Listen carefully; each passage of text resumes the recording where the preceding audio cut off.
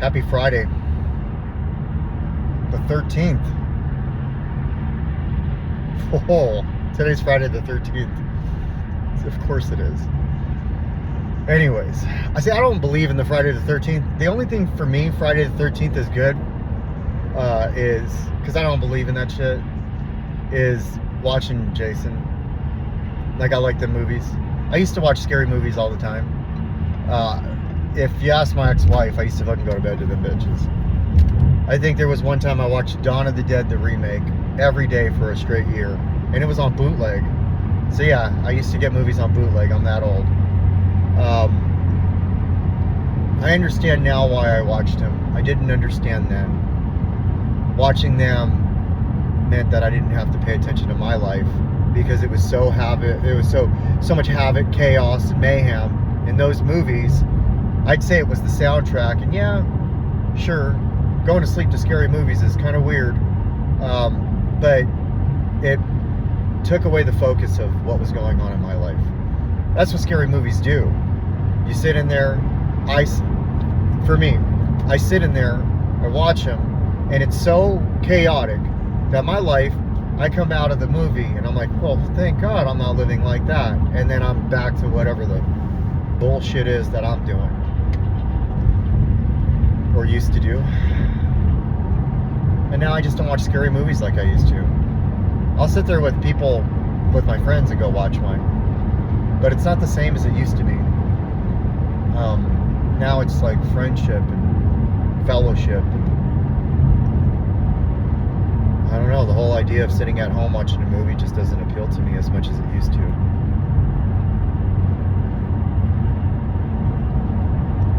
I know it has a lot to do with time. Like, I feel like I don't have enough time. I gotta work through that. Because I got enough time. Everything is enough time. I had a really good conversation with somebody yesterday about this subject. That if we were to go in the future or go back in the past, it would still be the same, because the future and the past don't exist. It's a good concept.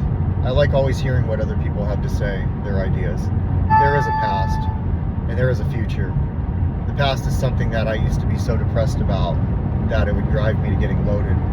And the future is something I was so scared of that I'd be petrified. I get loaded over that too. And it would just kill my today. So many times I didn't have it today. And now I can sit back and wonder, well, what if I did this and what if I did that? But that doesn't matter anymore. I can do whatever I want. I can't change what's already happened. My recovery gives me the ability to focus on today. So I can live a full life. That's what today's Just for Today was, a full life. So I could be so stressed out about things that are happening right now, and it's almost comical because of where I was. I pray for those things that I stress out about right now, back then. Like, if I could just get clean, man. If I could just stay clean. Getting clean was easy. I just didn't use for a couple days. Staying clean, that was impossible, it felt like. The phone was 1,000,000 pounds, and I wasn't walking into any meetings. And I got to a point where I wasn't even walking into the store. I mean, I'd literally just order groceries, waste money doing it that way. Some people order groceries for convenience. I ordered it out of fear. And I don't have to live that way. I love going to the store. I love walking into the store. I don't think at this point it's about shopping. I get to walk in and I'm not worried about what you're thinking, what he's thinking, what she's thinking. That's freeing, because for years I worried about it. And then I had a little bit of a break, and then I worried about it even worse. And I don't have to worry about that anymore. I don't. But it all comes down to how I want to live. How true and honest I want to be. Do I want to live with integrity? And what does that mean? You know, what does that mean for me? Integrity. What does doing the right thing mean to me? You know, does it mean, like last night, for instance, I'm at 7-Eleven. I decide to frickin' smoke a cigarette, of course. You know, bad decision, right? I don't think so. I did after I got home, and I was like, fucking, why'd you smoke a cigarette? And then I thought about it. And then I had a conversation with somebody today that, it's funny, I'll have a conversation, then I'll realize why I do things. I'm sitting there and I see this girl, she's got all of her bags, she's homeless, or she just got out of something, or she just moved to the town. You can tell she's going through it. She's nervous. And next to me is a car, and this guy is just not good.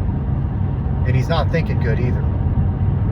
I can just tell he's just staring, shaking, just won't stop staring. And I look over and she's just like trying not to make eye contact with this dude, because who knows what happens if that happens, you know? And then all of a sudden his friend gets in the car and they're both staring. So I go get my cigarettes. Then I stayed outside and I ask her, how you doing? Are you doing okay? And she looks over at them and then looks at me and says, I'm doing the best I can. I open my cigarettes and I smoke a cigarette, turn around and I just stare at them. And they're like upset that I'm staring at them because they can't make eye contact with me. Not that I'm like police or anything, or I'm like huge, I'm not. But I know what that's like to not be able to make eye contact with somebody who's actually doing right when you're doing wrong. It's just as simple as that. They keep trying to look over and see if I'm not looking anymore, and I'm just standing there staring at them. You've been staring at her the whole time. Let's go ahead and stare at you now, right? They get frustrated, they say some bullshit, they drive off all fast and smash out. And then I look at her, smile, and say, have a nice day, and I finish my cigarette, and then all of a sudden, 2 more fucking people come over, and now she's nervous again, and I'm thinking, man, can't save people, Rodney. You know, our higher power helps those who help themselves. For me, it's God. But I feel like maybe for just that moment I did something right. And if I wouldn't have bought cigarettes, that wouldn't have happened. And I don't know what could have happened, but I do know this. I think I made a difference for just a minute there, and that was okay. At least she didn't feel uncomfortable anymore, and she smiled. Then I could drive off, you know. Not putting somebody like that in my car. Not dropping them off anywhere. I'm not saying that I'm going to get loaded over it, but why would I do that? Why would I risk it? Why would I risk to have to work through that thought process of doing that, you know? So yesterday I was really upset about it. Today I feel like, oh, everything happens for a reason. Maybe that happened exactly the way that was supposed to happen too. If anything, I was helping out somebody that needs recovery. I'm okay with that. You know, I met somebody who's got like fucking over 2 years clean. I had 2 years clean. I love talking to people that's got some time under their belt. You know, like what it takes to have that. You know, I had it and I lost it. But see, I told somebody when I was talking with somebody and they said they lost, you know, some time. And I was thinking, man, it's really easy for me to give the good advice, right? I was like, you changed your clean date. You didn't lose any time. We earned that. I earned this, and I didn't lose it. Because of this, I'm here today. But because of this, I stay here. This is the most important tag I have. So I have this thing, this ritual. This is where I was. This is where I am. And this is how I stay there. This one right here, this just for today, is why I stay here. Because it's an everyday deal. If I'm not working, if I'm not surrendering every single day. And this is the most important, like people say your kids have to be the most important thing, your job has to be the most important thing, you know, your connection to God has to be the most important thing. Without this, I have nothing.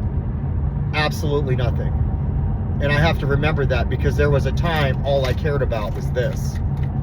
And then I thought I lost this. And I tried to find this and throw this away. And thank God I didn't throw this away.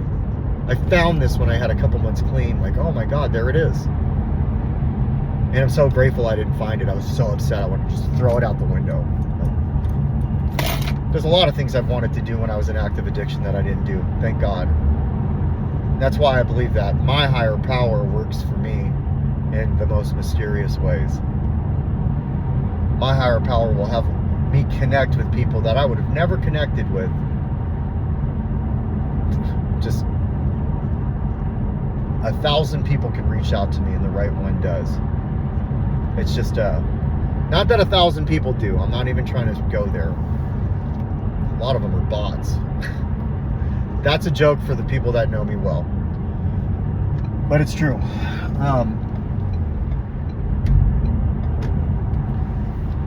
I can try to help as many people as I can, but what I've realized that I can't save people, but I can try to help them. And that's the key word, try to help them. And not obsess over if I did. It can be as simple as giving a homeless dude who hates himself a slice of pizza and a hug, or somebody who's struggling with a situation in their life and they just need somebody to talk to. Somebody that's not going to tell them what they need to do. They're just going to listen and validate their feelings. I used to hear that phrase from somebody. They'd say, you got to validate. And I'm like, I don't want to hear that from you. And it's everything and everyone I meet, my higher power has everything to do with. I believe that. I was talking to a friend not too over the weekend, and they're like, not everything is your higher power. And that's okay, that's what they believe. It's not what I believe. There's my will and there's my higher power's will. Right? And I gotta determine which one is which. But then there's also that one thing, my higher power I believe in, that other thing, that other force. I would be stupid if I believed in one thing and didn't believe in the other. That other force that tries to get in the way. And it gets in the way through people, places, and things. And then what it does is it uses my disease to team up. It teams up with my disease, and then it teams up with my own voice. So I got 3 versus 1. But see, I believe that my higher power, that one, is stronger than all 3. And as long as I decide to continue to lean towards that and say, I need you. This doesn't feel right. This doesn't seem right. And then differentiate, is this bad or is this not bad?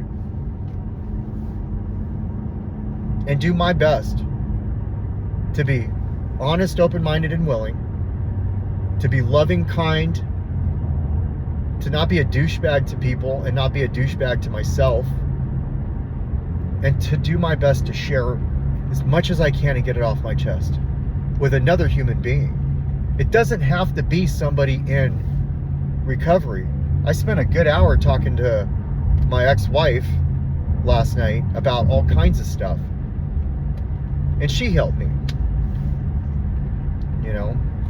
I'll give her a plug there. She helped me. And, they don't have to be your ex-wives and fucking nasty and terrible. They could be your friend because you've known them for fucking, 30 years. Or whatever. Maybe not 30, but 25. Doesn't mean that there's a thing anymore. It just means that I have friends that care about me, want to make sure I'm okay. So I talk to people as much as I can and try to avoid these bots. I have to throw that out there again because it's 130 of them on my TikTok right now, I think. But that's okay. I'm just not going to engage in that. I think I got what I needed out of all of that stuff. And so I'm just going to post and not respond to any of it now.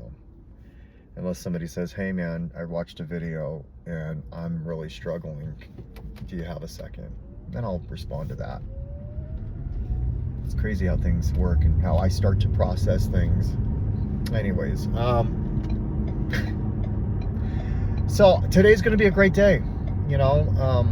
I'm really grateful that I'm clean today. I'm grateful that I get to do these things. Technology gives me the ability to do a journal video-wise and post it on a platform that might help somebody if they randomly come across it.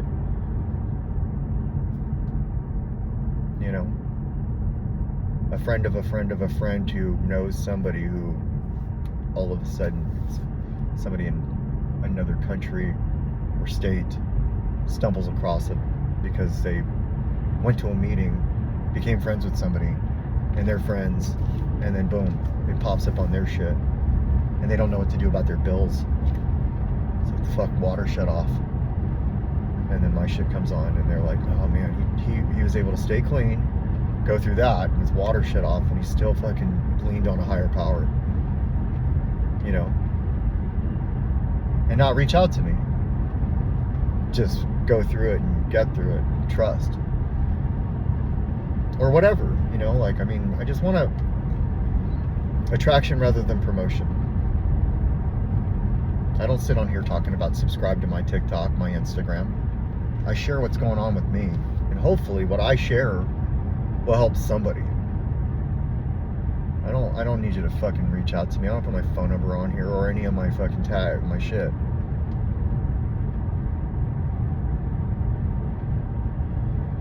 So yeah, that's all. That was a lot. I needed to get that off my chest. And I'm feeling pretty good this morning. Yeah, very hopeful today. And I'm grateful. Grateful I didn't wake up loaded. Grateful I didn't get loaded. And I'm grateful that I have friends now that care about me.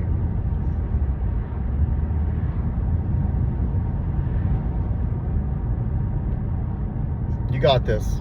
Whoever. You're wanted, needed, and loved, and you have what it takes. And just keep doing the damn thing. It's a grind. Staying clean, staying sober. It's a grind. Some people just don't understand that. And they don't have to. That's the whole thing about acceptance.